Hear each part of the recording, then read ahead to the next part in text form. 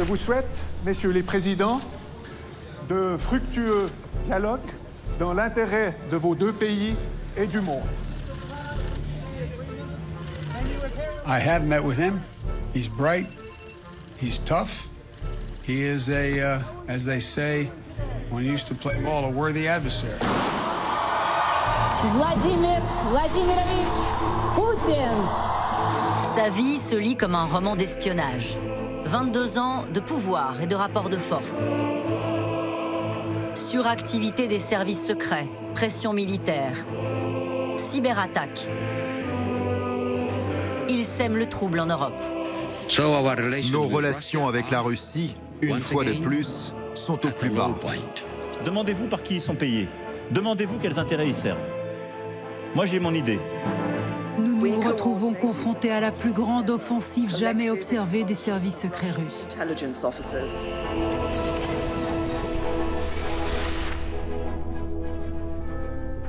C'est quelqu'un qui a une revanche à prendre sur beaucoup de choses. Il s'estime trahi, il considère que les Occidentaux sont des indécrottables hypocrites. À tous ceux qui cherchent à mordre la Russie, qu'ils sachent que nous leur casserons les dents. Nous vivons dans un État étrange, qui n'est ni une paix véritable, ni une guerre classique. Pour lui, la future guerre sera forcément hybride. C'est une guerre destinée à influencer les cœurs et les esprits des millions de personnes dans le monde. Mais que veut Vladimir Poutine? Pour trouver les réponses, nous avons interrogé ceux qui l'ont affronté, mais aussi ses proches. Monsieur Peskov, l'Europe, vous l'aimez quand elle est divisée? Absolument pas. Et je voudrais qu'on nous entende. Nous ne menaçons personne, nous ne menaçons personne. En 2017, le président Macron lui a dit « J'ai vu ce que tu as fait au moment de mon élection. J'ai vu les tentations d'ingérence. Je sais. » Est-ce qu'on a réussi à lui fixer les lignes rouges ou est-ce qu'il reste à chaque fois le maître du jeu? Si les Occidentaux ne sont pas forts, eh bien, il avancera. Il avancera toujours. Plongé dans la stratégie d'un homme, prêt à tout pour rester le maître du jeu.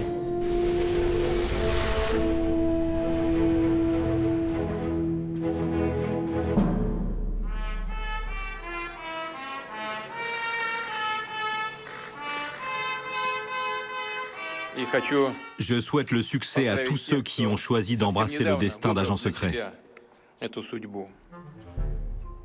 Un destin impliquant parfois des risques considérables. Et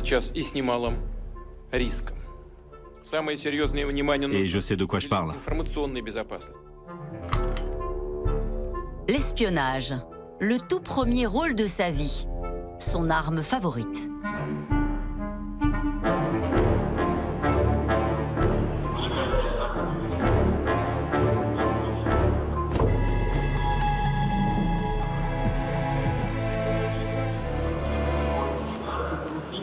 Elle est l'un des visages qui fait la fierté de Vladimir Poutine.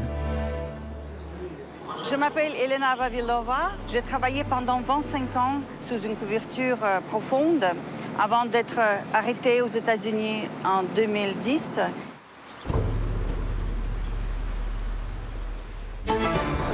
On vient d'apprendre que 10 personnes ont été arrêtées, suspectées d'être des agents secrets russes.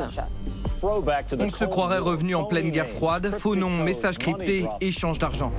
C'est un coup de filet qui restera dans l'histoire. Le fruit de plusieurs années de surveillance par le FBI. 10 espions russes arrêtés sur le sol américain et échangés sur le tarmac de Vienne. Les 10 espions russes présumés ont plaidé coupables et accepté d'être expulsés vers la Russie immédiatement. Espion contre espion, le plus important échange depuis la fin de la guerre froide. L'incroyable destin d'Elena a inspiré une série, The Americans. 25 ans sous la fausse identité de Tracy Foley, avant que sa légende ne se brise, dénoncée, arrêtée, puis emprisonnée. Voici les vêtements que j'ai portés en prison. Et en fait, je suis venue à Moscou après l'échange en portant ces vêtements, une robe. Son parcours d'espion commence en Sibérie, dans ce qui était encore l'Union soviétique. Voilà, une photo de ma famille. Ici, mes parents, le père qui était chercheur en physique, puis maman qui enseignait. Recrutée en même temps que son compagnon, Elena accepte à 22 ans de traverser l'Atlantique.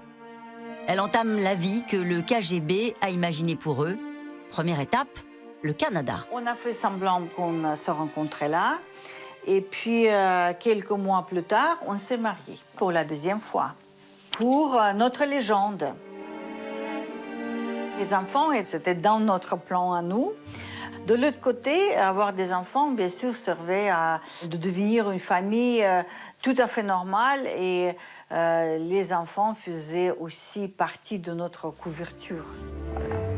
De retour en Russie en 2010, la prisonnière est décorée, accueillie en héroïne par Vladimir Poutine en personne.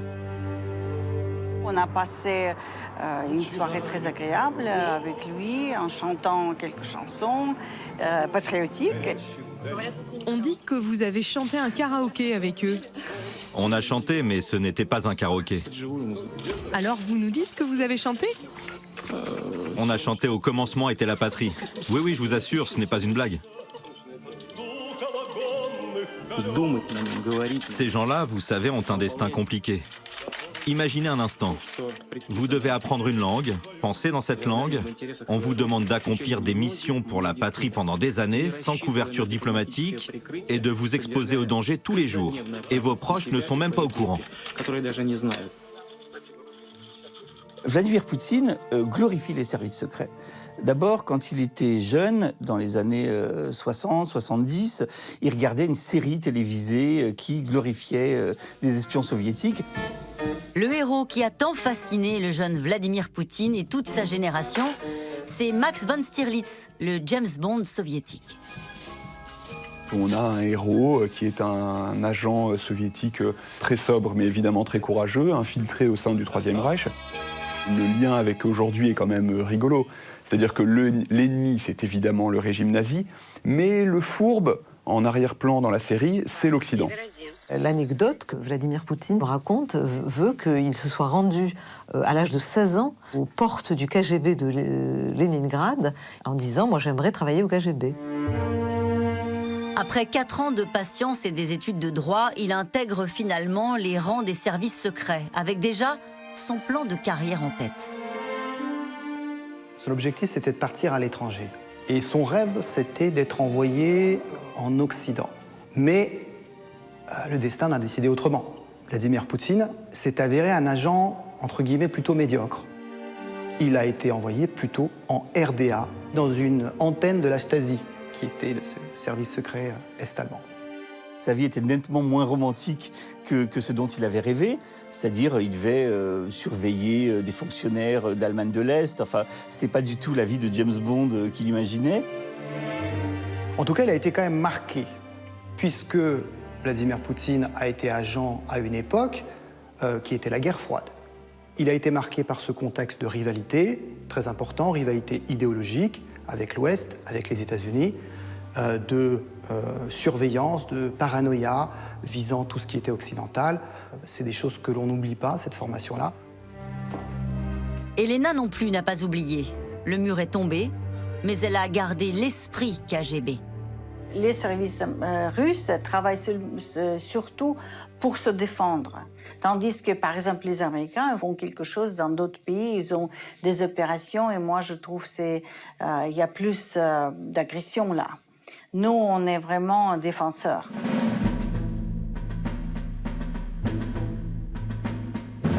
L'espionnage, c'est normal. Tous les pays s'espionnent et tous les pays ont des services de renseignement. Savoir, c'est prévoir. Là où ça pose problème, c'est quand l'espionnage finit par se transformer en agression.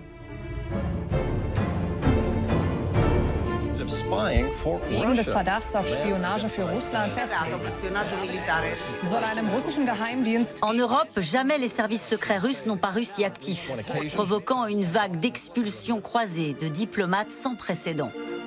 Chaque fois, l'ombre de Poutine et des noms restés dans les mémoires.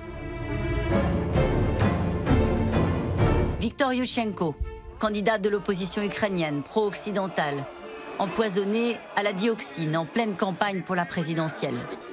J'espère que l'Ukraine et le monde entier sauront bientôt qui a ordonné cet empoisonnement. Alexander Litvinenko, ancien espion du KGB passé à l'Ouest.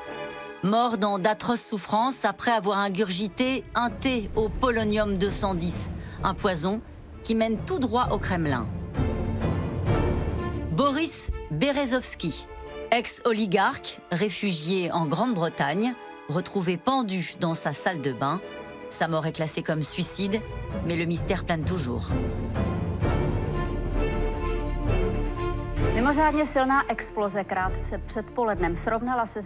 Le 16 octobre 2014, vive émotion sur toutes les antennes tchèques. Une gigantesque explosion détruit un entrepôt d'armes dans ces collines boisées de l'est du pays. Les autorités pensent d'abord à un accident, avant de découvrir 7 ans plus tard que 2 agents russes étaient passés par là. Ils ont même laissé leur nom dans les registres de cet hôtel pour le moins atypique. À l'entrée, un char accueille les visiteurs.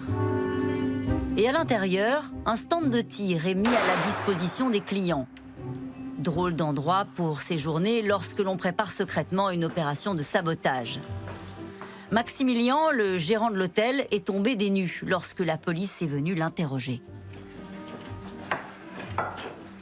La police nous a demandé ce qu'ils faisaient ici. Pour nous, c'étaient des clients normaux, nous ne savions rien de leur programme. La seule chose que nous avons notée, c'est qu'ils ont utilisé notre stand de tir, mais ils ont signé avec des noms différents par rapport à ceux du registre, où on lit bien Petrov et Bouchirov.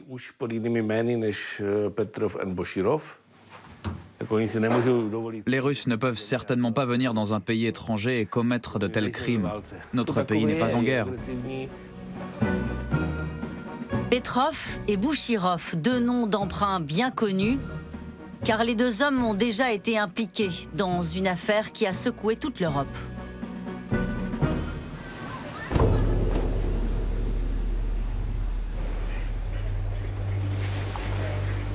Au sud-ouest de Londres, Sergei Skripal, ex-colonel du renseignement russe devenu espion britannique, est retrouvé empoisonné aux côtés de sa fille Yulia. La police britannique met à peine 6 mois pour identifier les 2 suspects. Il est dans l'intérêt public de poursuivre Alexander Petrov et Ruslan Bochirov. Ce qu'on voit quand même, c'est que ils sont pas très bons. Ils se sont fait prendre la main dans le sac à plusieurs reprises. Une bonne opération d'espionnage, c'est une opération qui ne laisse pas de traces. Or, ils laissent des traces partout. Depuis peut-être le début de l'histoire du renseignement, on n'a jamais vu une opération se finir aussi mal, avec un dénouement aussi ridicule. Petrov et Bochirov, entre guillemets, c'est pas leur vrai nom, ont été invités par Poutine en personne à se manifester. J'espère qu'ils se montreront au public bientôt et qu'ils parleront d'eux. Ce sera mieux pour tout le monde et vous verrez, ils n'ont rien fait de criminel. Des agents empoisonneurs invités à passer à la télévision en se présentant comme de simples touristes et jouant très mal leur rôle d'ailleurs. Donc la Russie s'est couverte de ridicule. Et puis en même temps, est-ce que Poutine n'aurait pas quand même atteint son objectif en faisant parler de lui, en faisant parler de la Russie? Est-ce que finalement c'est pas son objectif que de jouer le rôle du méchant? Je préférerais ne pas avoir à dénoncer la Russie, mais je ne peux pas ignorer les preuves qui incriminent la Russie. Il n'y a pas d'autre explication plausible que la responsabilité de la Russie. Nous considérons cette attaque comme un défi sérieux pour notre sécurité et comme une atteinte à la souveraineté européenne. Ni les condamnations, ni les sanctions n'empêcheront les mêmes causes de produire les mêmes effets 3 ans plus tard dans le ciel de Sibérie. Cette fois, la cible est Alexeï Navalny, l'opposant de Vladimir Poutine. Mais l'arme, elle, n'a pas changé. Le Novichok, une substance chimique interdite par les traités internationaux. Le Novichok, c'est un poison qui porte la marque de la Russie. Ça devient une carte de visite. Mais comme à chaque fois, Vladimir Poutine dément toute implication de la Russie. Si c'est vrai que Navalny est soutenu par les services secrets américains, le contre-espionnage a raison de le suivre de très près. Cela ne veut pas dire qu'il est nécessaire de l'empoisonner. Et de toute façon, si c'était le cas, ce serait déjà fait. Pour prouver la responsabilité des services secrets russes dans son empoisonnement, Alexei Navalny a un plan. Bonjour Constantin. Oui, bonjour. Excusez-moi pour cet appel très matinal, mais j'ai besoin d'urgence de 10 minutes de votre temps. À peine remis de son empoisonnement, il se fait passer pour un agent des services secrets russes et piège un des supposés membres du commando chargé de l'éliminer. Mais alors pourquoi l'opération a-t-elle échoué? S'il n'avait pas fait atterrir l'avion en urgence,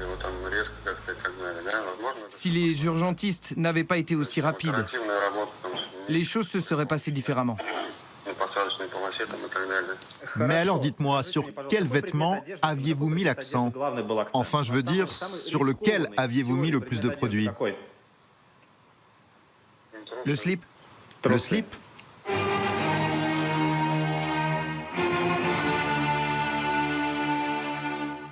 Je m'appelle Vil Mirzayanov. J'ai participé à la mise au point du poison mortel Novichok, une nouvelle génération d'armes chimiques.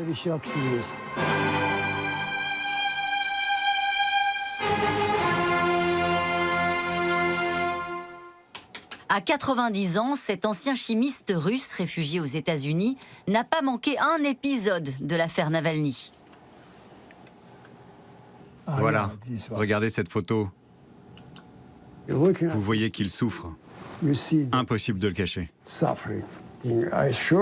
J'ai directement participé à cette entreprise criminelle. À mon avis, c'est la version A242 utilisée contre Navalny. Toutes ces formules ont été élaborées et testées dans les laboratoires de Chikany. Chikany, surnommée la ville des chimistes pour la défense de la patrie, symbole du secret soviétique sur les rives de la Volga, une ville fermée, comme on le disait à l'époque. Il faut savoir que les Russes, dès Lénine, ont l'idée de créer un laboratoire des poisons. Il y a toute une tradition des empoisonnements russes qui est derrière. On va travailler sur des poisons, comme la ricine notamment. D'autres poisons comme le thallium. Au milieu des années 60, sa thèse en poche, le jeune chimiste est approché par le laboratoire secret pour mettre au point le Novichok, littéralement en russe, le petit nouveau. Moi, j'avais besoin d'argent. Ils m'ont proposé un salaire mirobolant. Je me doutais qu'ils fabriquaient des armes chimiques. Mais le but de tout ça, c'était de défendre le pays. Qui peut refuser de défendre son pays? Alors j'ai dit banco, j'y vais. Et j'ai travaillé 26 ans dans ce laboratoire. On enchaîne avec une signature qui fera date cet après-midi à Paris. Plus d'une centaine de pays vont signer une convention sur l'interdiction des armes chimiques. Les signataires s'engagent à détruire leur stock et à ne plus produire. C'est un progrès considérable. La Russie avait signé cette convention. Mais le Parlement russe, la Douma, à travers une résolution, a écrit noir sur blanc « Notre but est bien d'éliminer toutes les armes chimiques, mais nous conserverons sous le secret notre nouvelle génération d'armes chimiques. »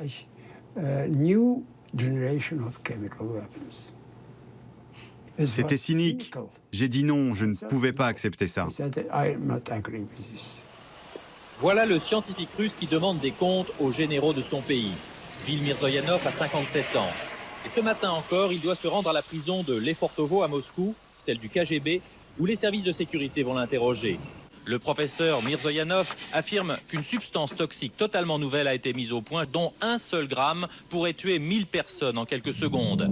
Après l'empoisonnement de Sergueï Skripal, le Novichok a finalement été ajouté à la liste des armes chimiques interdites par la Convention internationale. Et malgré tout, Poutine a quand même empoisonné Navalny.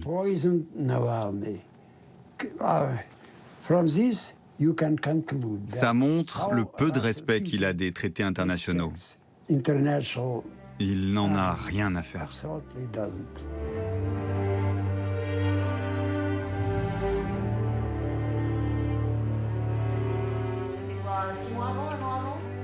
Bernard Bajolet a été directeur général de la sécurité extérieure de 2013 à 2017. Les services secrets russes, il les connaît bien. Il a appris à s'en méfier, à les contrer. Sa parole est rare, chaque mot est pesé. Bonjour Bernard Bajolet. Bonjour. Certains officiers du renseignement estiment que le nombre d'agents russes en Europe a triplé depuis la fin de la guerre froide. Ce qu'on peut dire, c'est qu'il y a au moins autant d'agents russes sur le sol français qu'il y en avait du temps de l'Union soviétique, c'est-à-dire du temps de la guerre froide. Et si aujourd'hui certains disent que ce nombre a triplé, c'est qu'on est un peu meilleur dans la détection. Oui, on peut se rassurer comme ça. Oui. Est-ce qu'il y a une spécificité dans la manière dont les espions russes travaillent sur le territoire français? Je ne veux pas être très spécifique parce que je ne veux pas que nos auditeurs russes, notamment, sachent ce que nous savons. Mais en effet, les Russes mettent, comme du temps de l'Union soviétique, exactement pareil, et les choses n'ont pas tellement changé, énormément de moyens. Ils ont donc des méthodes qui sont extrêmement variées, à la fois d'infiltration à tous les niveaux, par des moyens humains, et par des moyens techniques où ils sont tout à fait performants, donc très grande vigilance. Et parfois, ils rentrent au cœur même du pouvoir. Et quand vous étiez aux responsabilités, vous avez eu à traiter un cas de ce type. C'était en 2017. Une taupe, comme on dit, avait intégré le cabinet même du ministre Jean-Yves Le Drian. En effet, quand j'étais directeur général de la sécurité extérieure, j'avais fait remonter. Parce que dans les années précédentes, on disait maintenant c'est terminé, tout ça, après la guerre froide, on n'a plus à perdre son temps à lutter contre des espions qui n'existent plus. On a cru ça à un moment. Oui, j'ai même entendu ça. Donc la priorité, c'est la lutte contre le terrorisme, mais pour autant, on voit bien que les activités d'espionnage n'avaient pas du tout cessé. Et que les moyens que mettent les Russes, les Chinois, mais aussi d'autres, les Américains, ne nous voilons pas la face, n'ont jamais été aussi importants. Il y a certaines actions des agents russes qui sont signées. Je veux dire par là, quand on entend parler du Novichok ou de l'empoisonnement. En l'occurrence, pour moi, il ne fait aucun doute que les services russes sont à l'origine de la tentative d'empoisonnement de Skripal ou celle de Navalny. C'est des niveaux complètement différents. Mais il faut quand même être un tout petit peu prudent en sachant que certains services peuvent emprunter à d'autres leurs méthodes pour masquer leur action. C'est pour vous dire, voilà. Donc tout le monde espionne. Tout le monde s'espionne. Tout le monde espionne, mais avec des méthodes qui, il est vrai, parce que nous, on n'empoisonne pas de gens. Voilà. Et les Russes le font. Comment dire, il y a manière et manière. Avec l'arrivée de Vladimir Poutine, est-ce qu'il y a eu un effet Poutine? On sait qu'il a que c'est un ancien du KGB. Il dit, alors pardon, c'est une citation qui lui revient. Il dit, les services secrets, c'est comme la prostitution, c'est le plus important métier du monde. Il considère qu'il faut en faire un levier de pouvoir. Pour lui, c'est clair. D'ailleurs, ceci lui a permis d'arriver là où il est aujourd'hui. Mais on avait des échanges avec mes collègues russes. J'étais d'ailleurs toujours extrêmement bien reçu à Moscou. Et ceci permettait de leur dire aussi des choses assez directes.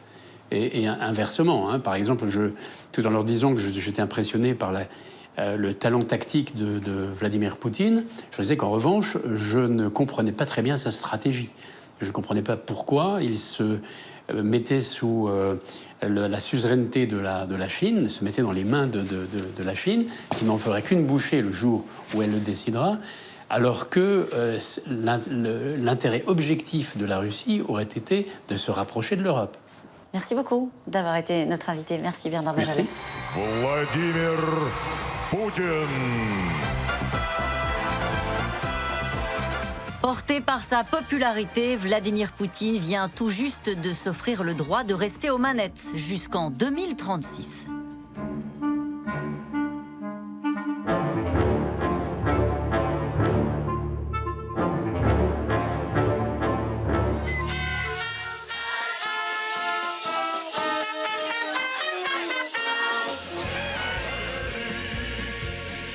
Le 9 mai, c'est la tradition. Dans tout le pays, fanfares, anciens chars et des portraits de vétérans qui envahissent les rues.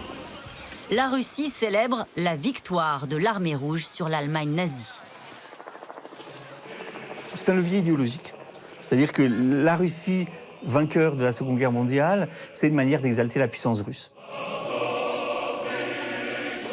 Et à Saint-Pétersbourg, ville martyre qui a vu naître Vladimir Poutine, ces commémorations résonnent plus qu'ailleurs. Saint-Pétersbourg, Leningrad à l'époque, ça a été une épouvante. Les nazis ont assiégé la ville pendant 900 jours, sans jamais vouloir vraiment la conquérir, mais simplement avec le projet de faire mourir de faim tous les gens qui y habitaient.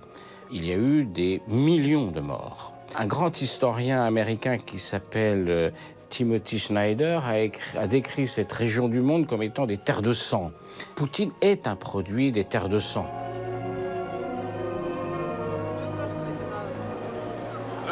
Voici les rubans de Saint-Georges. Bonne fête de la victoire. Sur la place du Palais, l'organisation de jeunesse du Kremlin, la Jeune Garde, distribue les rubans de Saint-Georges. Vladimir Poutine en a fait un symbole de ce qu'il appelle la grande guerre patriotique. Les Russes, toutes générations confondues, l'arborent pour fêter la victoire autant que pour soutenir leur président. C'est important de montrer la puissance russe à l'Occident? Bien sûr. Ils ne nous respecteront que comme ça. J'ai été pilote de chasse pendant 35 ans. Quand ils voient notre savoir-faire, ils deviennent tout de velours, tout aimables. La Russie doit montrer sa force pour se faire respecter. Bien sûr. Vous voyez bien, ils nous encerclent. Il faut être très vigilant. Surtout en ce moment, un conglomérat d'ennemis est en train de se former.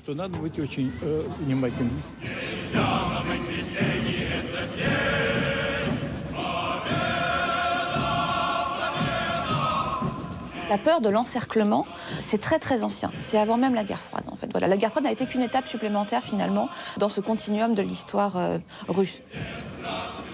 La principale caractéristique géographique de la Russie, outre son immensité, c'est que c'est un pays qui n'a pas de frontières naturelles. Elle est posée à plat sur une immense plaine de milliers de kilomètres dont on ne connaît pas les limites. Et ça a créé la crainte en permanence des invasions. Ça structure l'imaginaire de la Russie et donc de ses dirigeants. Le défilé militaire se poursuit sur la place centrale et la Jeune Garde rejoint son quartier général pour ne surtout pas manquer le discours du chef en direct depuis Moscou.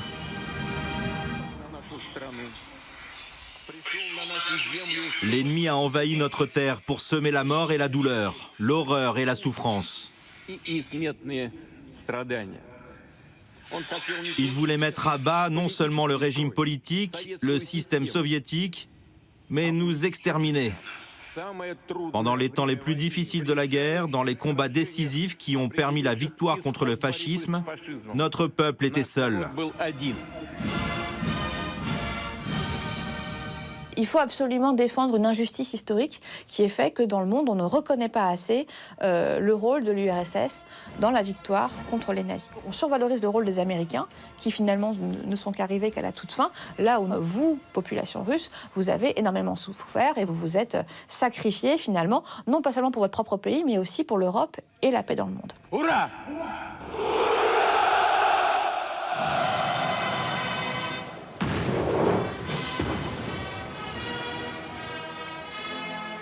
Vladimir Poutine veut réécrire l'histoire actuellement.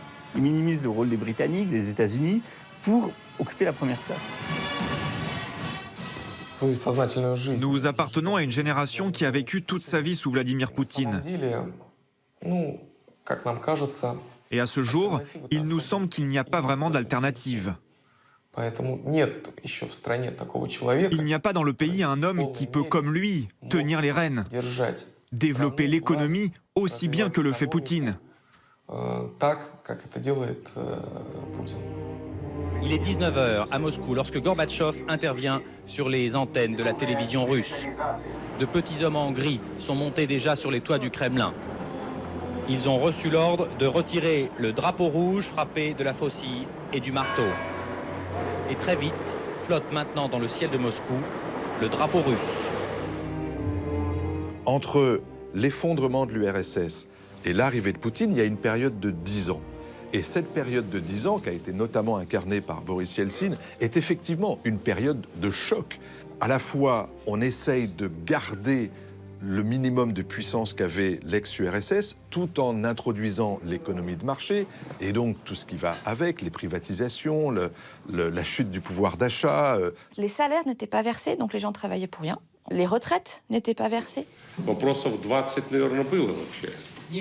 Poutine l'a très mal vécu, personnellement, et l'a vécu comme étant une défaite, finalement.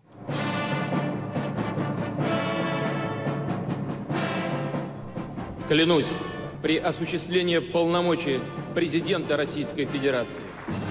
Vladimir Poutine, il a été choisi pour faire un contraste très important avec Boris Yeltsin, qui était âgé, qui était malade, qui était alcoolique, et qui incarnait finalement à lui tout seul la déchéance de la Russie.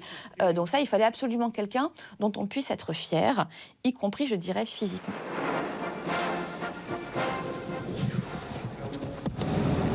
C'est l'homme qui se bat aux arts martiaux parce que c'est effectivement un champion d'arts martiaux. C'est aussi quelqu'un qui pratique des sports physiques. C'est quelqu'un qui aime la chasse dans la nature hostile. De nager dans les ruisseaux glacés en Sibérie, de conduire des hélicoptères. Il considère que la force est un levier parce qu'il sait que c'est un ressort aussi culturel en Russie, d'avoir au pouvoir finalement quelqu'un sur qui on peut compter. Et c'est souvent un homme fort, on l'a vu à travers toute l'histoire de ce pays. Titre de la chanson, J'en veux un comme Poutine.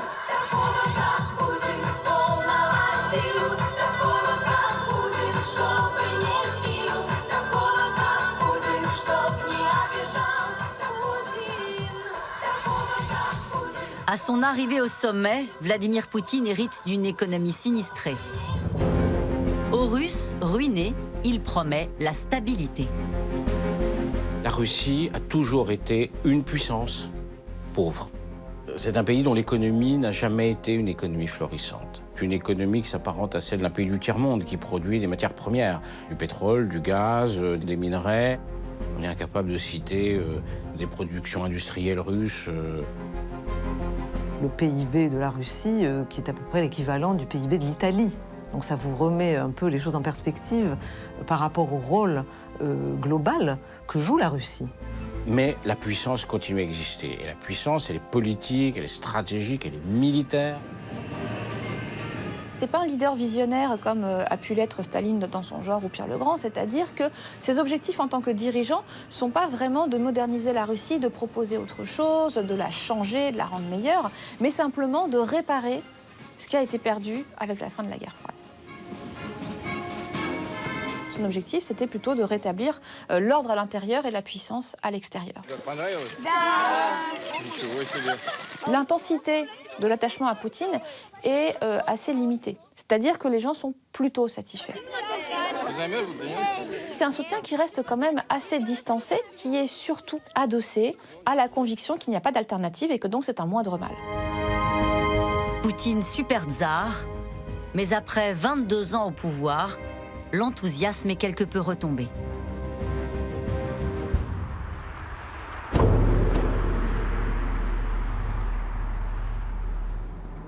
Pour séduire son peuple à l'approche des dernières élections législatives, le chef du Kremlin a choisi une personnalité détonnante. Ne me filmez pas en train de boire du Coca-Cola. Merci beaucoup. À seulement 32 ans, la jeune Maria Boutina part à la conquête de la région de Kirov. L'une des plus pauvres du pays, à 1000 km à l'est de Moscou. Bonjour tout le monde. On m'a dit de m'asseoir ici, ça va tout le monde?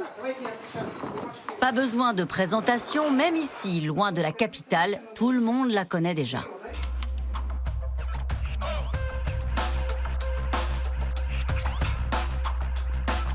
Avec sa chevelure de feu et sa passion pour les armes, elle est devenue une star du petit écran, après son expérience malheureuse dans les prisons américaines. Donc Butina, elle vient de la Glubinka, province russe, perdue de l'Altaï, très loin de Moscou. Elle vient aux États-Unis alors que rien ne l'a prédestinée à y aller, en tant que défenseur du droit de port d'armes. Donc ça séduit les Américains. Elle va essayer de réseauter, elle va essayer d'avoir des contacts, elle va trouver un petit ami qui est assez haut placé, qui va la présenter à diverses personnalités politiques. Un agent d'influence téléguidé par les autorités russes jugeront les États-Unis, qui la condamneront à 18 mois de prison. Depuis son retour en Russie, elle ne cesse de dénoncer la russophobie américaine. Mais sa notoriété ne va pas lui être d'un très grand secours face à la grogne des habitants de ce petit village. On essaye tant bien que mal de maintenir nos écoles dans un état correct. Mais tous nos bâtiments partent en lambeaux. Il faut réparer les toits et c'est bien trop cher. On n'a pas les moyens. Vladimir Poutine a dit que nous, le peuple, nous étions l'or de la nation. Et selon moi, dans les villages, nous sommes l'or le plus précieux. Mais alors, il faut nous protéger, nous cajoler. Car si on continue comme ça, plus personne ne voudra vivre ici.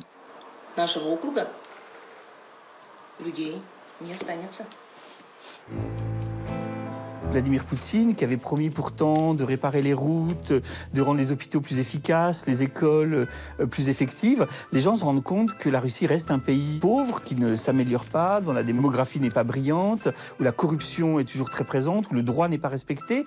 Et donc les gens commencent à connaître un certain désenchantement. Mais pas de danger pour Butina. Faute d'opposition, elle est assurée de gagner et d'entrer à la Douma, le Parlement russe.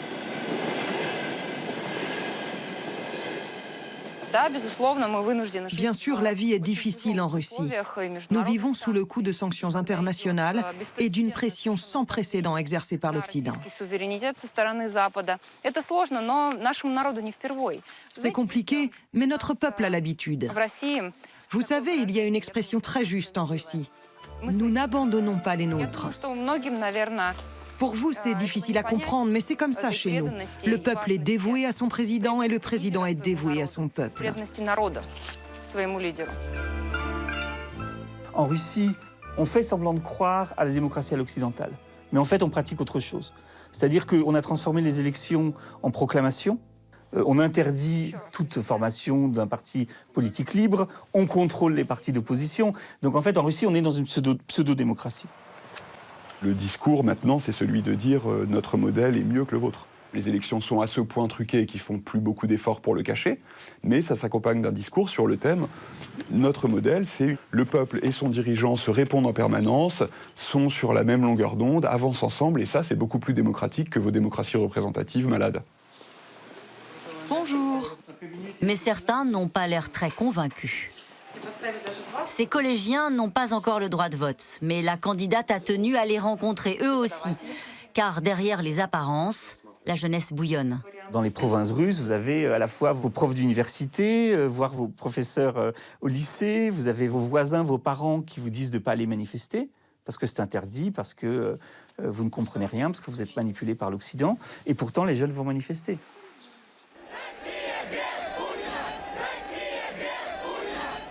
Et on a vu que depuis le retour de Navalny, il y a quand même eu plusieurs manifestations où notamment des très jeunes, qui normalement auraient dû être formatés par la politique d'influence poutinienne, vont manifester.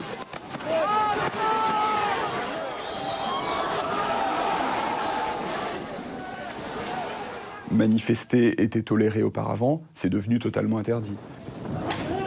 C'est-à-dire qu'on a des gens qui sont condamnés à des peines de prison longues, de 3 à 4 ans, pour avoir, par exemple, jeté une bouteille d'eau en plastique. Et puis c'est la partie la plus souterraine, la plus difficile à observer, mais sans doute la plus terrifiante pour les gens, c'est une pression qui a lieu dans les entreprises.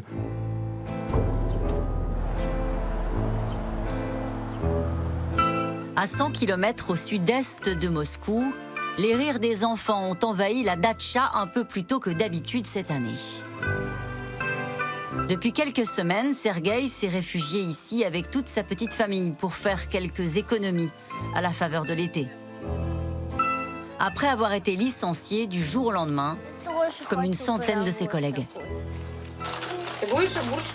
Conducteur de train depuis 8 ans au métro de Moscou, il n'a pourtant même pas manifesté. Son seul tort, aux yeux de son supérieur, avoir entré son nom sur un site de soutien à l'opposant Navalny. Il m'a parlé de la magnifique Russie que nous avons avec Poutine, du fait que nous avons des ennemis, qu'Alexeï Navalny n'est qu'une marionnette aux mains de l'Europe de l'Ouest et des USA. Et il a ajouté « Ceux qui n'aiment pas Poutine sont mes ennemis personnels et ils ne travailleront pas ici ». Qu'est-ce que vous en pensez, vous, de Navalny? Pas grand-chose, mais c'est un homme plutôt courageux. Personne en Russie ne peut critiquer Poutine comme il le fait lui. C'est quand même lui qui a sorti cette fameuse vidéo sur son palais.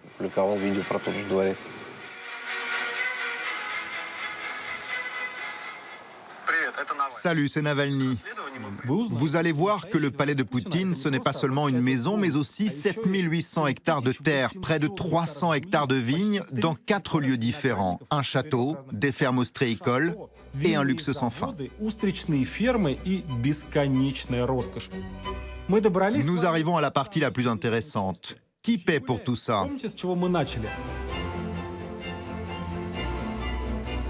Le message qu'il transmet, c'est une pyramide mafieuse s'est constituée dans les années 90 et a pris le pouvoir dans notre pays.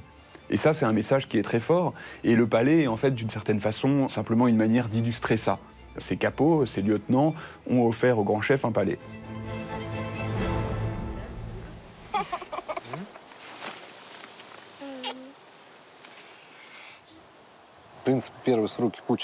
Pendant son premier mandat, Poutine a mené une politique plutôt efficace. Il y avait de la croissance, mais quand une personne reste aussi longtemps au pouvoir, elle acquiert un sentiment d'impunité. Tout devient permis. C'est comme ça qu'apparaissent des histoires comme la mienne, quand on peut renvoyer quelqu'un de son travail sans avoir aucun compte à rendre. Nous ne retrouverons une vie normale que lorsque nous cesserons de tolérer ces responsables qui volent. Et s'ils refusent de tenir des élections justes, alors nous descendrons dans la rue et nous les renverserons. Tous les ennemis de la Russie, y compris les ennemis de l'intérieur, sont considérés comme une cinquième colonne, c'est-à-dire des gens manipulés, instrumentalisés par l'étranger. Ils redoutent le fait que un petit mouvement d'opposition en Russie finissent par faire tache d'huile. Ce serait pour lui le début de la fin. Alors que le parti présidentiel Russie Unie est ressorti vainqueur de ces dernières élections législatives, nous sommes allés à Moscou interroger le porte-parole de Vladimir Poutine. Bonjour, monsieur Peskov. L'un de ses plus proches collaborateurs, un fidèle depuis toujours. Bonjour, monsieur Peskov. Alors, l'Union européenne a dénoncé, à propos des élections qui se sont déroulées récemment en Russie, a dénoncé un climat d'intimidation. Les citoyens européens ont vu passer des vidéos de bourrage d'urnes dans ces conditions-là. Est-ce que la Russie est encore une démocratie? Non, notre démocratie n'est pas pareille à celle de la France. Est-ce que nous nous considérons comme un État démocratique? Oui. Partageons-nous avec la France les mêmes objectifs?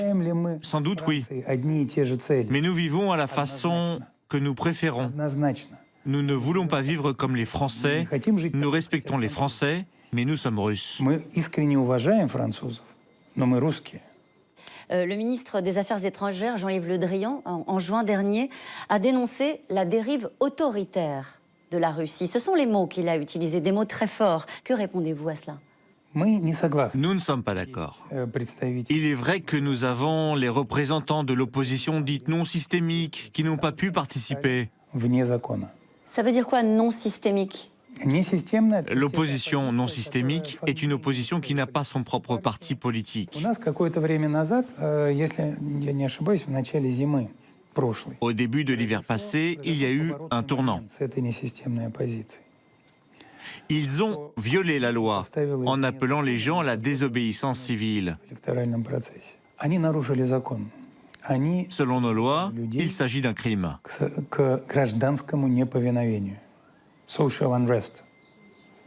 Quelqu'un a été mis en prison ou quelqu'un a été puni par la loi, quelqu'un a payé une amende.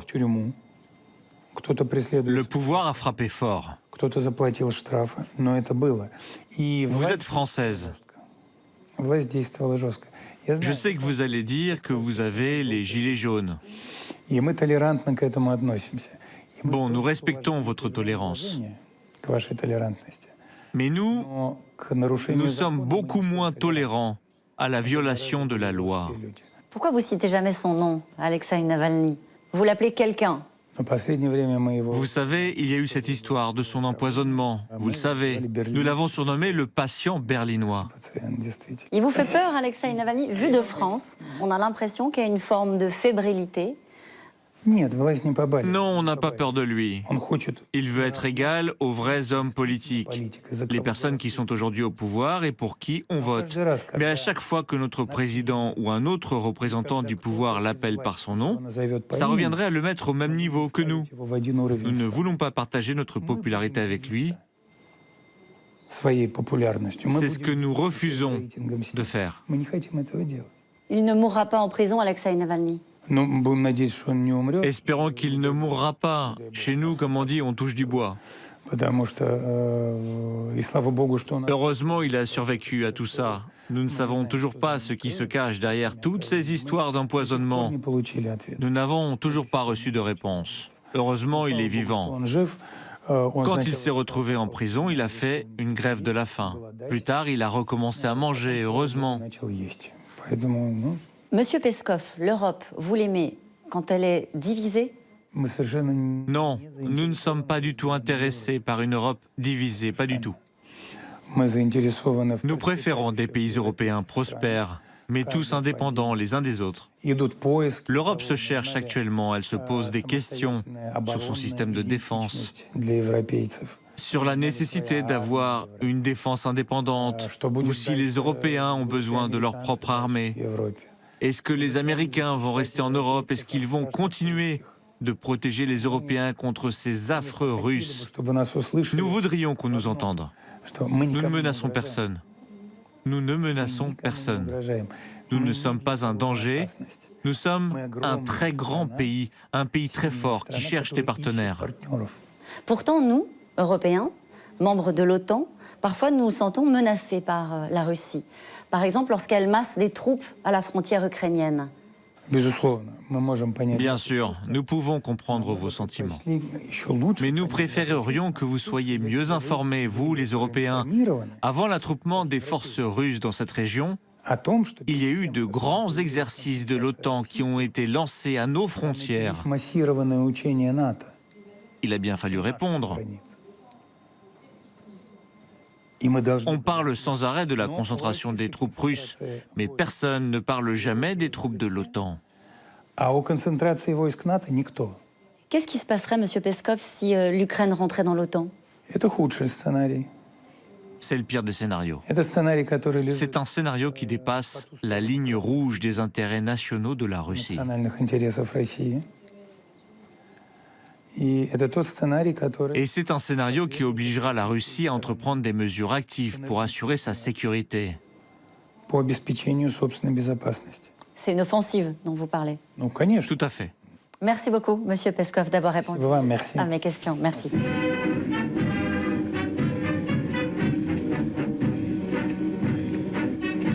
Ce ressentiment des Russes contre l'Occident et l'OTAN ne date pas d'hier.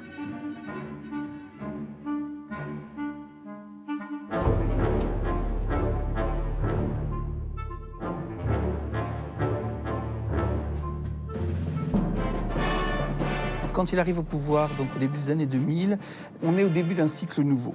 Parce qu'en 1999, l'OTAN bombarde le Kosovo, sans mandat de l'ONU. Et ça, Vladimir Poutine ne peut pas le supporter. Qu'un pays de l'OTAN puisse s'attaquer à un ancien pays du bloc soviétique. Et donc Vladimir Poutine est persuadé que l'Occident est hypocrite et est un adversaire.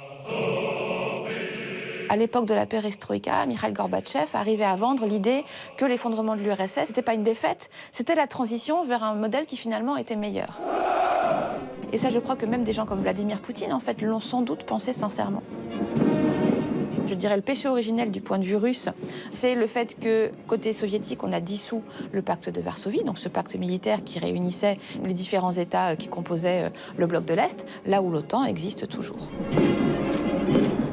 Donc en fait, dès les années 2000, Vladimir Poutine est en train de construire un dispositif pour, entre guillemets, répondre à l'Occident. Les premières années, l'entente est plutôt cordiale avec George W. Bush aux États-Unis.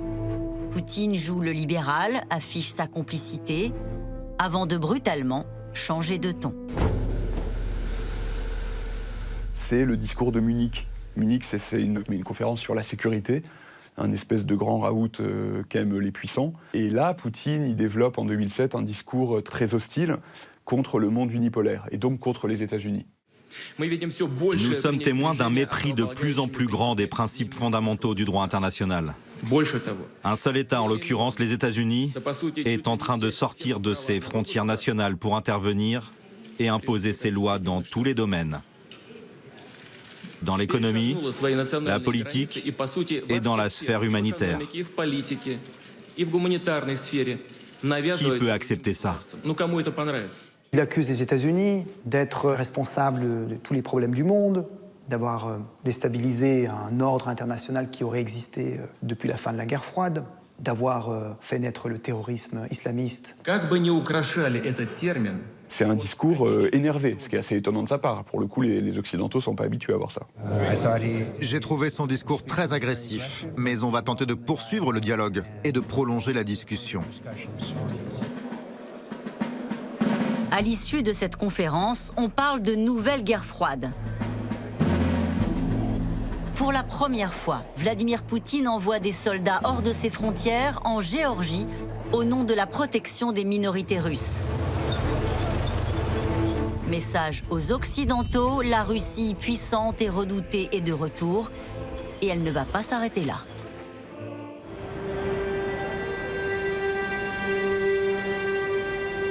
Le monde est saisi d'effroi après la confirmation de l'utilisation d'armes chimiques en Syrie.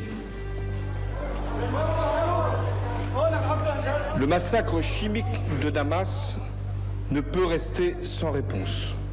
Et la France est prête à punir ceux qui ont pris la décision infâme de gazer des innocents. Fin août 2013, François Hollande est lâché par Barack Obama.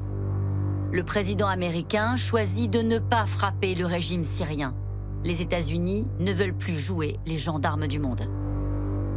Quand l'Amérique d'Obama décide de ne pas investir dans ce conflit, il y a tout d'un coup un vide géopolitique qui s'ouvre et Poutine voit là une occasion absolument rêvée de mener une opération.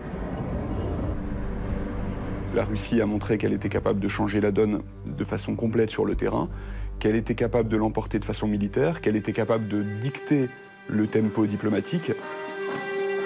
Il a su profiter d'un recul ou d'une faiblesse occidentale pour s'engouffrer, prendre position, planter le drapeau et dire « j'existe ». Mais c'est à ses frontières, aux portes de l'Europe, que Vladimir Poutine va frapper le plus fort, sans avoir à tirer un seul coup de feu.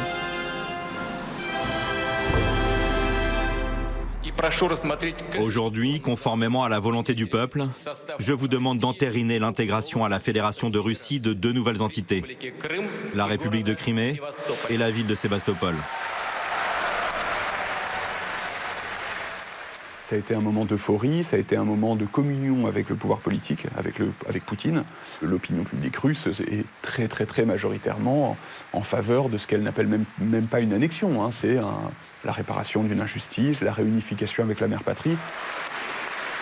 Vladimir Poutine fait un grand discours où il dit « La Russie a toujours été crainte, donc on a essayé de la repousser, de la limiter, de lui enlever du pouvoir.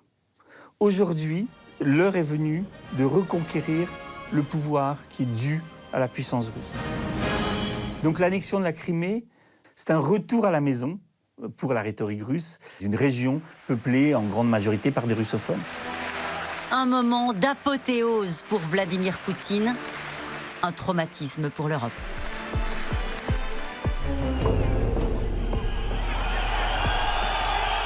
Le 27 février 2014, des hommes armés s'emparent du siège du Parlement de Crimée, brandissant le drapeau russe. Un mouvement séparatiste appuyé par de mystérieux hommes verts arrivés en nombre dans la péninsule. Fusil d'assaut au bras, cagoule sur le visage, sans aucun insigne, ils protègent l'entrée du Parlement, prennent le contrôle de l'aéroport. L'armée régulière ukrainienne se retrouve encerclée face à un ennemi qui ne dit pas son nom.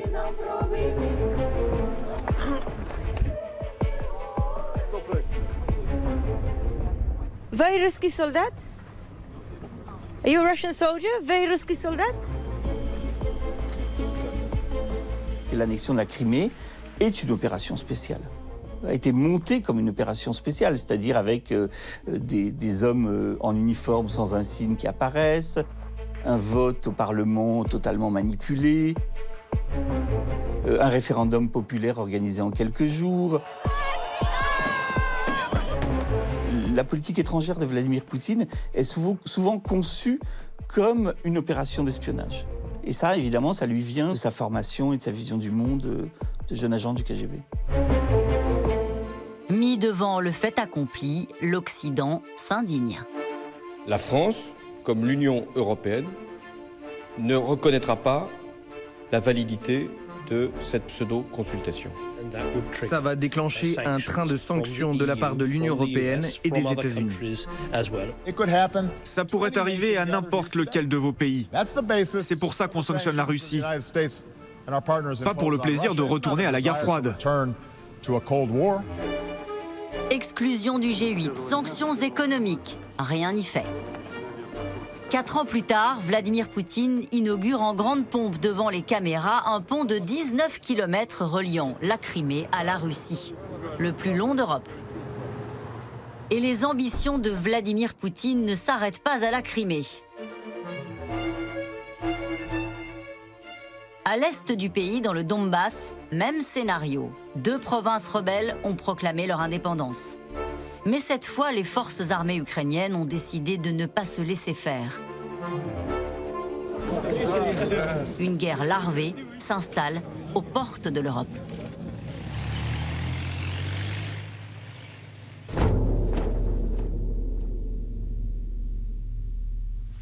Pour rejoindre la ligne de front, il faut traverser un terrain miné.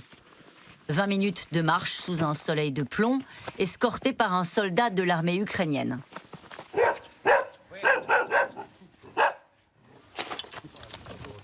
Puis le décor rappelle les heures sombres de l'histoire.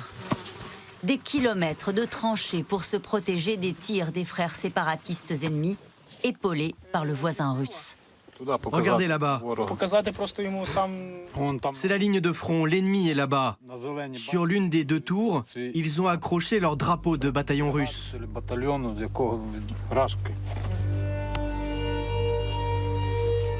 En 7 ans de guerre, les soldats ukrainiens ont appris à cohabiter avec la mort. 14 000 victimes au total, dont de nombreux civils. Nazar, 21 ans, est chargé d'observer les mouvements des séparatistes ukrainiens.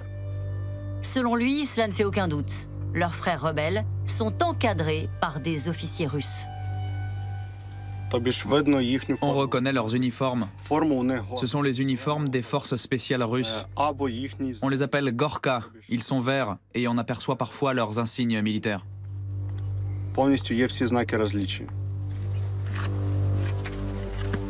Rien ne semble pouvoir endiguer la menace russe. Pourtant, en 2015, l'Europe avait mis toutes ses forces diplomatiques dans la bataille pour contrer Vladimir Poutine.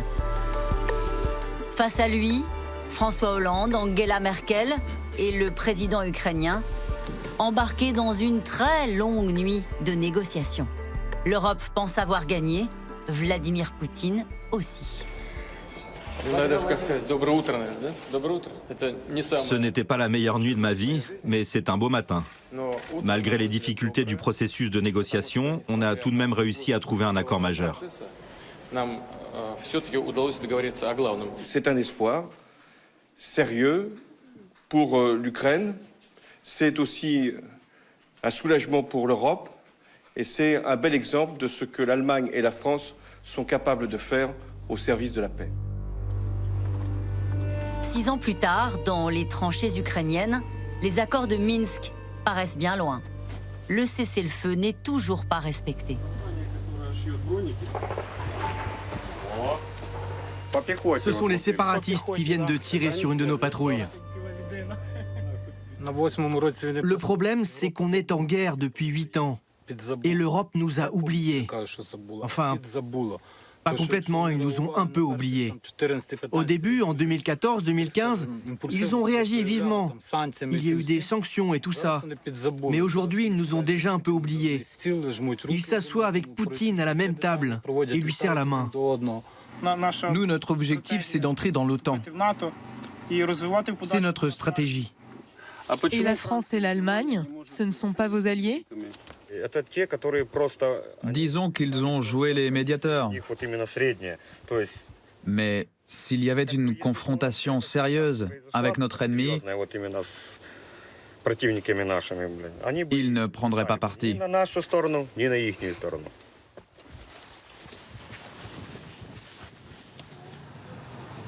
François Hollande a été l'un de ces médiateurs. L'ancien président pense avoir évité à l'époque une guerre totale. Il n'oubliera jamais cette nuit blanche de bras de fer avec Vladimir Poutine. Bonjour Monsieur le Président. Bonjour. Monsieur le Président, parlez-nous de cette nuit de négociation. Ça se passe dans les couloirs du Palais de l'Indépendance. C'est à Minsk, on est en février 2015 avec Vladimir Poutine. C'était tendu, c'était âpre. Vous aviez face à vous quelqu'un qui voulait rien lâcher. Ce que voulait Vladimir Poutine au cours de cette longue nuit, c'est que le cessez-le-feu soit reporté le plus loin possible. Parce que pendant tout le temps où nous continuions à discuter, où le cessez-le-feu ne serait pas intervenu, eh bien, les séparatistes auraient continué à encercler les Ukrainiens, en massacrer un bon nombre et à acquérir des territoires. Donc c'était une bataille contre le temps. Et ce que nous avons réussi à arracher, mais au bout des heures, et Mme Merkel et moi-même, nous ne ménagions pas notre peine, y compris en refusant de dormir, c'était d'obliger Vladimir Poutine à accepter le cessez-le-feu. Et comment ça se passe avec lui? Comment ça se passe? Et il nous dit, mais au petit matin, il n'y avait toujours pas d'accord. À 9h du matin, il nous dit, voilà, si on veut aller jusqu'au bout de nos discussions, il faut que ce texte soit soumis aux séparatistes. Ah oui, mais où sont les séparatistes? Vladimir Poutine dit, mais moi je ne les connais pas, les séparatistes. Je ne suis jamais en contact avec ces personnages. Comment s'appellent-ils? Ils ne sont pas à Minsk ou ils sont à Minsk? On va essayer de les trouver. Et puis donc, 1 heure, 2 heures passent et l'envoyé revient en disant « J'ai effectivement trouvé les séparatistes, mais ils ne veulent pas de cet accord. » À ce moment-là, donc, le processus est bloqué et Mme Merkel et moi-même, nous entamons une ultime démarche. Nous allons dans la chambre de Vladimir Poutine. Et nous lui disons, ben voilà, nous allons retourner à Bruxelles, nous allons prendre une nouvelle série de sanctions à un niveau encore plus élevé, puisque nous n'avons pas réussi à obtenir un accord. Vladimir Poutine s'isole un moment, passe un coup de téléphone et dit, voilà, l'accord est trouvé. Donc je lui dis, donc vous avez retrouvé le numéro des séparatistes. Vladimir Poutine, c'est toujours un rapport de force. Il attend jusqu'au dernier moment de savoir s'il peut rompre, à quel prix, ou s'il doit, à un moment, transiger. Et si les Européens, si les Occidentaux ne sont pas forts, eh bien, Vladimir Poutine continuera d'agir. Il est dur en affaires, Vladimir Poutine. Qu'est-ce qui vous avait marqué à l'époque dans son attitude, dans sa manière de procéder? Vladimir Poutine, c'est un cynique. Il dit tout haut le pire. Il ne le dit pas tout bas, il le dit tout haut. Il dit, mais moi, s'il faut écraser Poroshenko, au sens militaire du terme, pas physiquement, je le ferai. Et il dit les choses. Il est toujours non pas simplement dans le coup d'après, dans le coup de maintenant. Pour lui, le coup d'après, c'est le coup de maintenant. Jusqu'où il peut pousser sa pièce. Si la pièce peut être mangée, il va s'arrêter. Si la pièce, c'est simplement un bout de de son chapeau qui est à un moment écorné, il avancera. Il avancera toujours. Il y a eu effectivement des sanctions après l'invasion, l'annexion de la Crimée. Est-ce que l'Europe, elle a fait bloc? On voit bien que dès qu'on parle de la Russie, l'Europe, parfois, se divise. Est-ce que l'Europe est unanime pour garder les sanctions ou même pour les relever davantage? Non. Pourquoi? Parce qu'il y a des pays au sein de l'Europe à 27 qui sont en discussion, ou même qui sont en adhésion idéologique avec Vladimir Poutine. Vous pensez à qui? La Hongrie, par exemple. Mais pas seulement la Hongrie. Il y a des adhésions idéologiques, parce que Vladimir Poutine soutient toutes les extrêmes droites en Europe. Et il ne s'en cache pas. Et puis, il y a des adhésions aussi commerciales. Pour l'Allemagne, par exemple, il y a un gazoduc. Pour l'Allemagne, c'est très important que ce gazoduc permette de fournir du gaz russe aux Allemands dans une période où le gaz est très cher. Donc il faut maintenir ces sanctions, y compris même les renforcer? Oui, quand il y a des actions qui sont contraires aux droits humains. Enfin, regardez l'état de l'opposition en ce moment en Russie.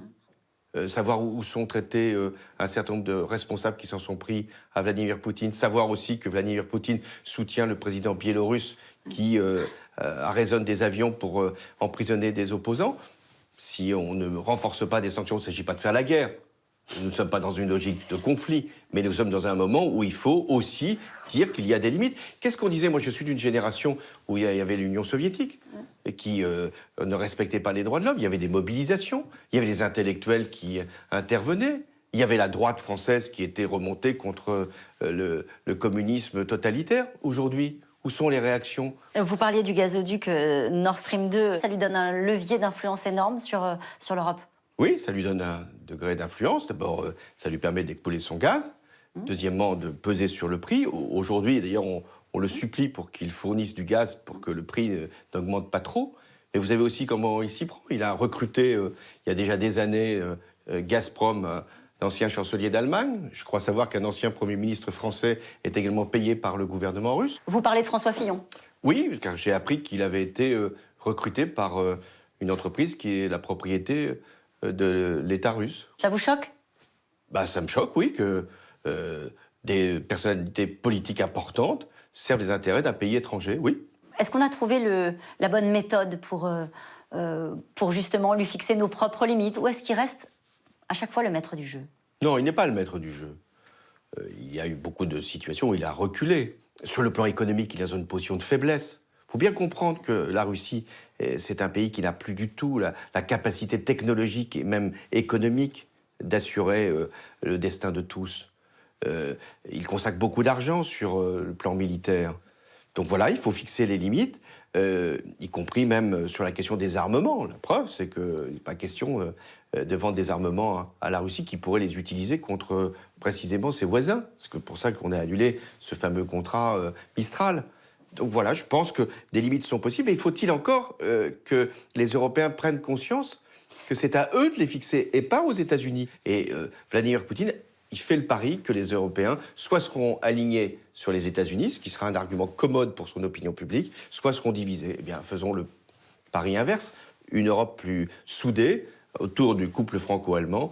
Et ça sera, à mon avis, la première étape pour tenir notre rang. Merci beaucoup, Monsieur le Président. On peut se souvenir de la manière dont il reçoit un jour la chancelière allemande Angela Merkel. Tout le monde sait qu'elle a peur des chiens. Il laisse son propre chien gambader dans les jambes de la chancelière qui est absolument terrorisée.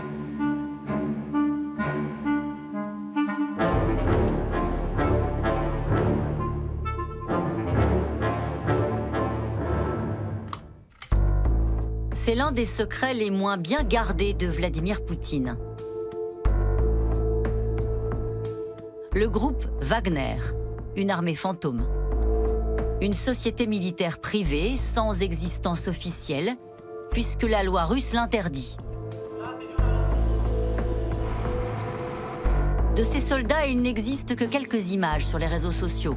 Ils se filment en Syrie, en Afrique ou dans le Donbass en Ukraine, mais officiellement, aucun lien avec le Kremlin. Même s'il y a des citoyens russes en Libye, ils ne représentent pas les intérêts de l'État russe et ne reçoivent pas d'argent de la part de notre gouvernement. Sur une zone de conflit, il y a toujours toutes sortes de mercenaires.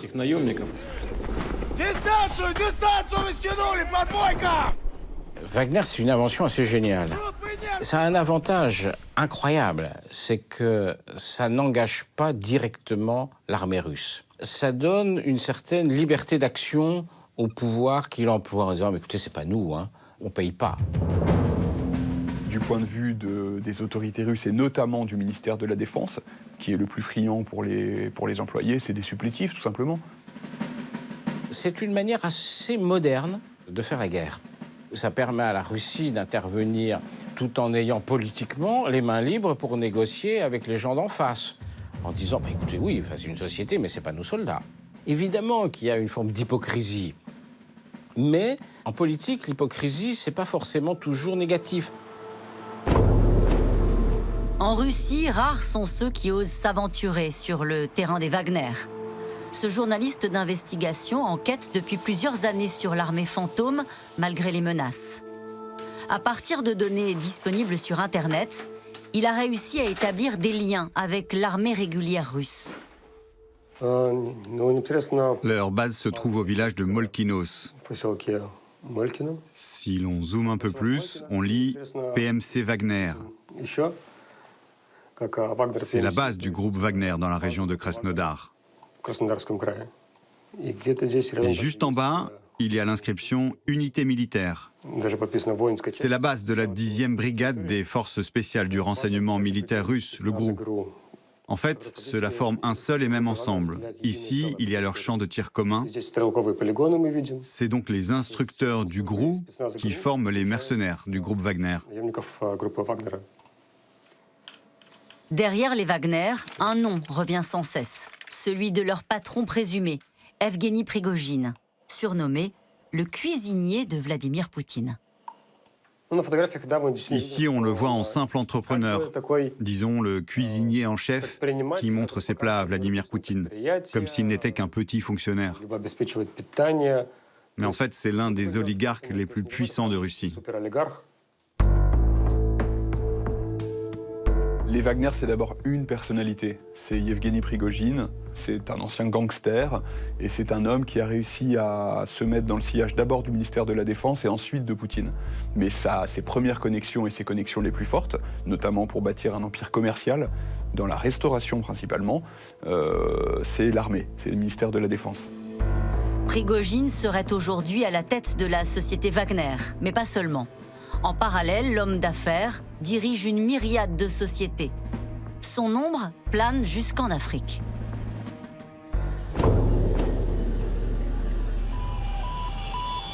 C'était le 15 octobre 2020. Des chars russes défilent dans les rues de Bangui, escortés par une foule en liesse.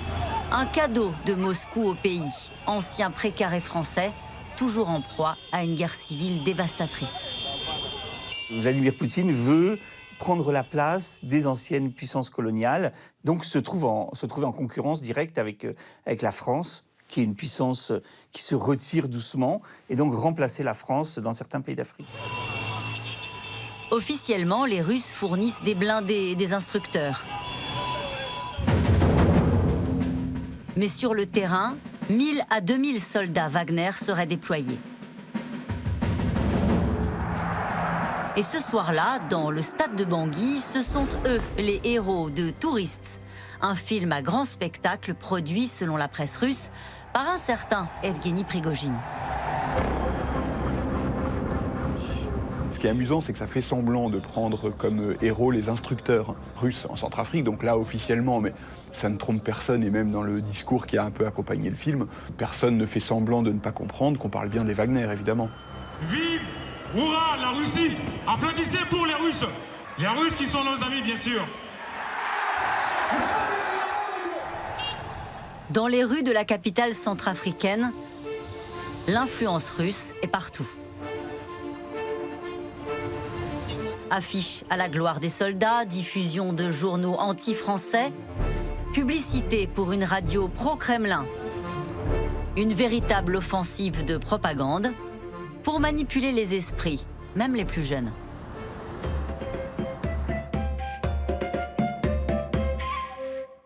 L'ours d'un pays lointain du Nord, qui s'appelle la Russie, et s'est rendu sur les lieux aider son ami.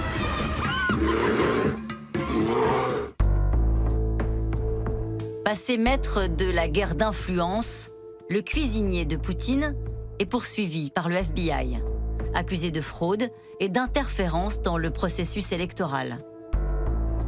Car l'oligarque russe serait également l'inventeur d'une redoutable arme de déstabilisation massive. C'est un homme qui est assez visionnaire à certains égards parce que c'est lui qui lance les fabriques de trolls. Ce sont des fermes avec des gens qui créent des faux comptes et qui viennent, par le volume des messages, instrumentaliser finalement l'opinion publique qui vit sur les réseaux sociaux.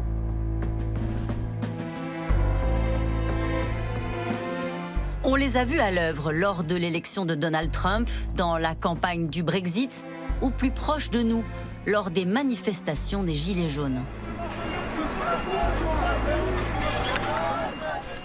L'idée n'est pas de dire Poutine est un type formidable, ou de dire Hillary Clinton est une mauvaise candidate. L'idée est beaucoup plus insidieuse que ça. C'est de venir semer le doute ou le trouble, prêcher une sorte de relativisme où tout se vaut. Or, Poutine, c'est exactement ça qu'il aime.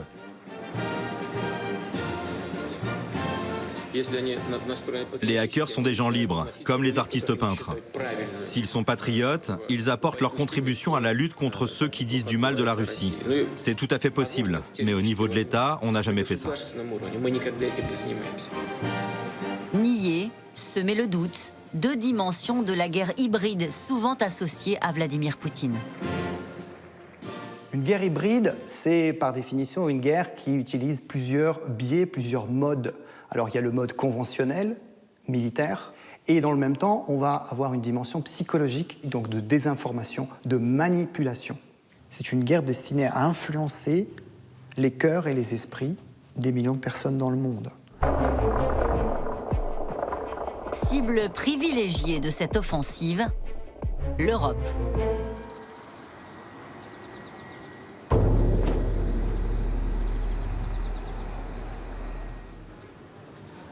Dans les allées du Parlement européen, Nathalie Loiseau, ancienne ministre aux Affaires européennes, organise la contre-attaque. Bon, on y va. Hop. Bah, tu vois, je suis filmée par une équipe de télé qui fait quelque chose sur les ingérences russes en Europe. Ce qui est bien, c'est que maintenant, il y a une prise de conscience. Maintenant, les gens s'aperçoivent que finalement, nos amis ne sont pas tellement nos amis. On peut le faire ici, on est peinard. Hein. Bon, alors, non, on va le faire un petit peu plus loin, il y a plus de lumière. Vous avez prévu de dire, je crois, en peinard qu'on était en guerre ou quelque chose comme ça? Ouais. J'aime bien ce message. Ouais, bah ouais. Moi, c'est direct et ça tourne. Aujourd'hui, en Europe, on croit qu'on est en paix, mais en fait, il y a une espèce de guerre low cost qui se déroule. Elle consiste à des opérations de désinformation massive. Elle consiste à des cyberattaques répétées. Aujourd'hui, ce qu'on appelle les menaces hybrides, c'est la guerre du pauvre, c'est la guerre low cost. Des trolls sur Internet, ça coûte rien. Des cyberattaques, c'est pas très compliqué. Des ingérences, malheureusement, on trouve encore des hommes et des femmes politiques qui, pour un voyage à Moscou, sont prêts à répercuter la propagande d'un pays qui ne nous est pas amical. C'est la guerre du pauvre. Alors, dans l'hémicycle, une fracture s'installe dès qu'il s'agit de Vladimir Poutine. Ce sont vous, les pseudo-patriotes inféodés à Vladimir Poutine, qui acceptez d'être les instruments d'un projet de déstabilisation de l'Union européenne. Oui, Monsieur Glucksmann, il y a des ingérences étrangères que vous avez dénoncées. Mais je pense que vous avez oublié un pays dont l'ingérence est permanente dans nos institutions. Ce pays, c'est bien sûr les États-Unis d'Amérique.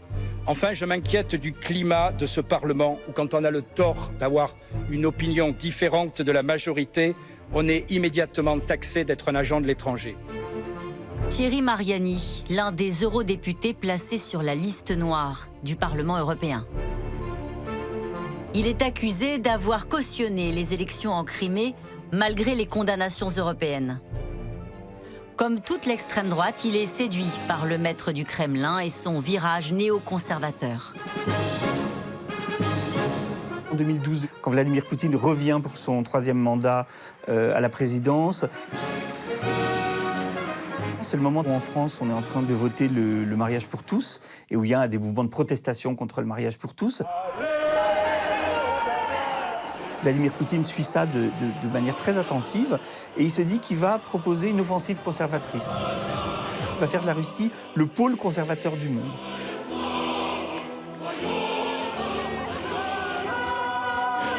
Ennemi de la théorie du genre, ennemi de l'homosexualité et la promotion de valeurs dites traditionnelles, c'est-à-dire la famille hétérosexuelle, la religion et la patrie.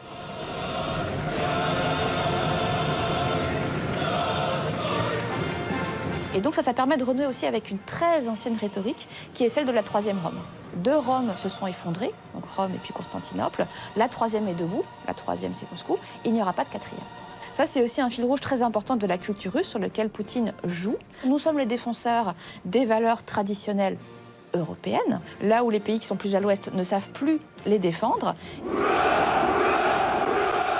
Ça permet finalement d'avoir une influence importante sur un certain nombre de forces politiques conservatrices, réactionnaires, souverainistes, notamment en Europe.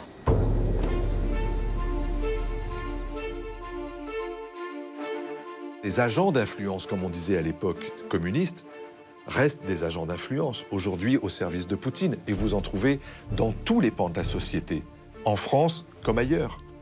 Sur le plan politique, avec aujourd'hui au sein de tous les partis politiques français, des gens qui effectivement trouvent des circonstances atténuantes et une forme d'indulgence ou de bienveillance à l'égard de Vladimir Poutine. Vous les trouvez également dans la sphère des intellectuels, dans la sphère médiatique. Regardez aujourd'hui toutes ces personnalités qui vont aujourd'hui sur les plateaux de Russia Today ou de Sputnik pour pouvoir s'exprimer sans comprendre que ce sont deux organes d'influence du pouvoir russe en France. Est-ce que c'est dangereux? Ça peut le devenir. Exilé à Londres, un homme consacre sa fortune à enquêter sur les réseaux de Vladimir Poutine. Il en a les moyens. Au début des années 2000, c'était l'oligarque le plus riche de Russie. Mikhail Khodorkovsky, une ascension fulgurante, à la tête de la compagnie pétrolière Yukos. Il s'était cru tout permis, y compris de se mêler de la politique et de la lutte anticorruption. Condamné pour fraude fiscale, il a passé 10 ans dans des colonies pénitentiaires en Sibérie. Mais cela ne l'a pas découragé. Aujourd'hui, à la tête d'un mouvement d'opposition, il prévient. Vladimir Poutine a la ferme intention de faire tanguer l'Europe. Poutine est prêt à utiliser la force pour effrayer les acteurs politiques occidentaux. Il utilise la corruption pour les acheter et pour sommer le chaos dans les sociétés occidentales.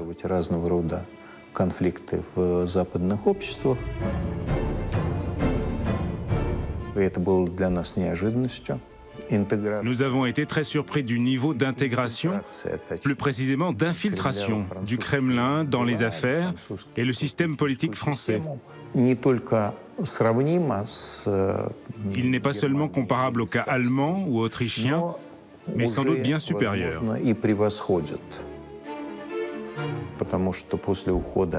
Après le départ de Mme Merkel, la France deviendra la force motrice de l'Union européenne. Poutine le sait bien, et il s'attelle à la tâche.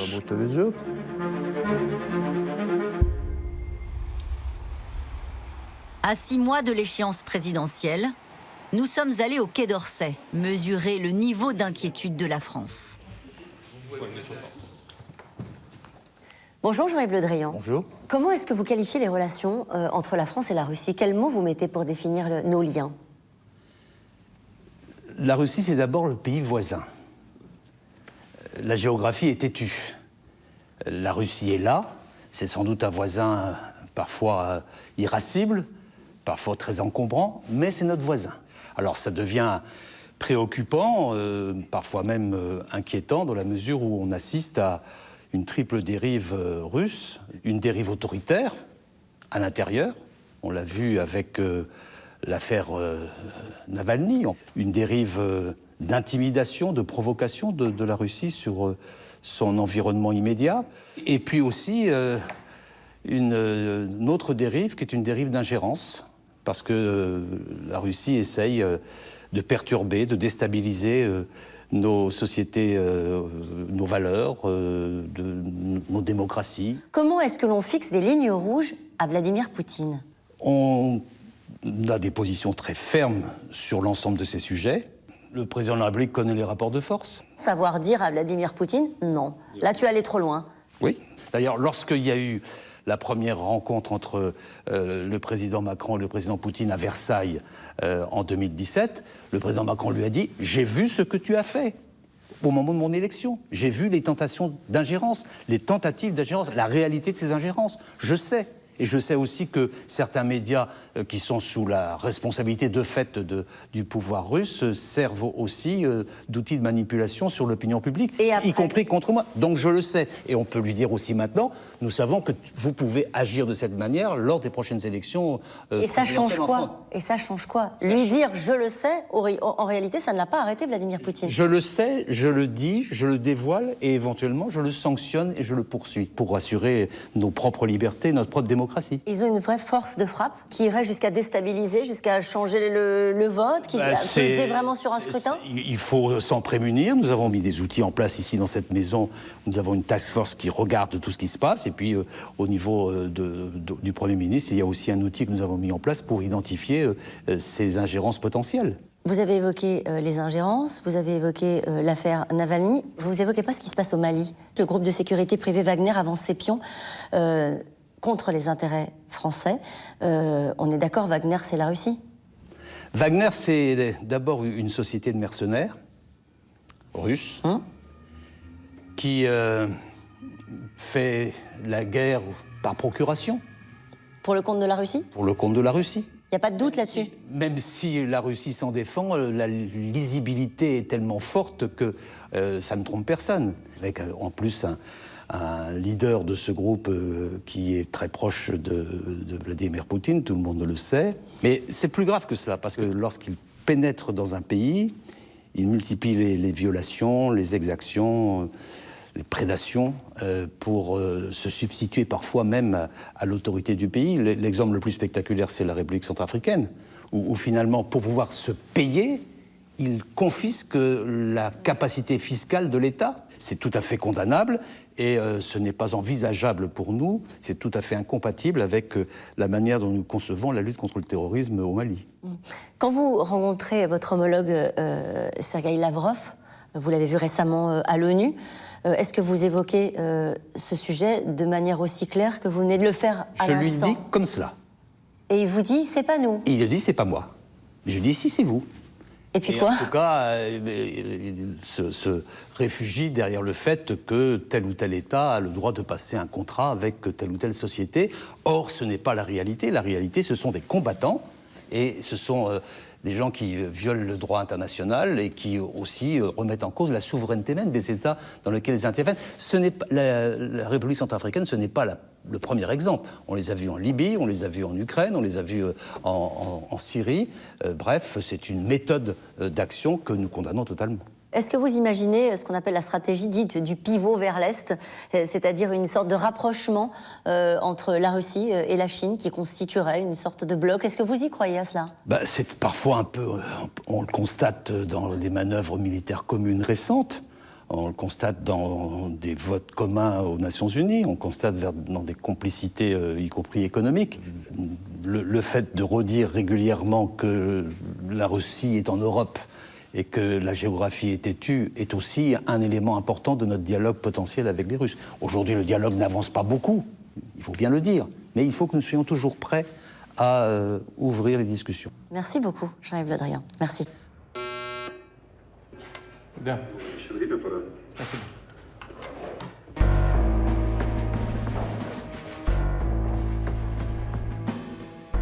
Le problème qu'il va avoir à affronter, c'est son propre vieillissement. C'est son propre affaiblissement. Il ne peut pas passer la main. C'est compliqué de s'arrêter pour soi, pour son clan, pour les gens qui autour de vous s'enrichissent de par votre position, pour votre sécurité. Enfin, c'est des choses que tous les régimes autoritaires connaissent. C'est parce qu'il ne peut pas quitter le pouvoir que Vladimir Poutine a été obligé de recourir à une technique très grossière qui consiste à faire voter au Parlement la possibilité de se représenter encore 2 fois pour 6 ans, ce qui lui permettrait de quitter le pouvoir en 2036 à 84 ans. La crainte de Poutine, c'est de ne pas pouvoir passer sa vieillesse dans le palais qu'il s'est fait construire et avec la tranquillité qu'il considère avoir mérité.